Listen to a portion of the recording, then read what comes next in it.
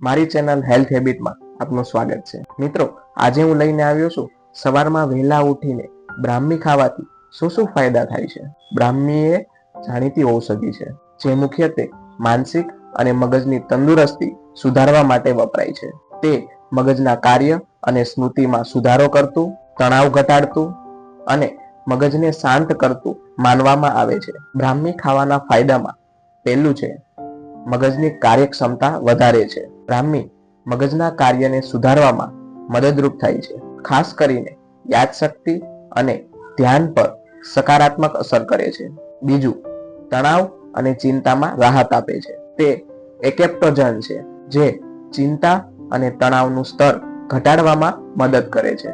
ત્રીજું છે શિખરાવસ્થાના લક્ષણો ઘટાડે છે। બ્રાહ્મી માનસિક શાંતિ લાવવાનું કામ કરે છે, જેનાથી નિંદ્રાના પ્રશ્નો પણ સુધરે છે। ચોથું છે માનસિક થકાવટને દૂર કરે છે।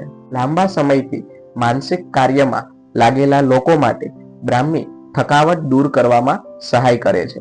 પાંચમું છે સ્વસ્થ રક્ત પ્રવાહ। બ્રાહ્મી રક્ત પ્રવાહમાં સુધારો કરતું હોવાથી તે નસોના અને હૃદયના આરોગ્ય માટે પણ ફાયદાકારક છે। છઠ્ઠું છે એન્ટીઓક્સિડન્ટ ગુણધર્મો।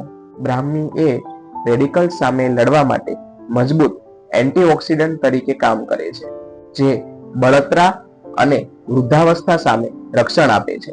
મિત્રો, આ ફાયદા તો જોયા, તો હવે કેટલા પ્રમાણમાં બ્રાહ્મી લેવી જોઈએ અને કયા સમયે લેવી જોઈએ તે જોઈએ।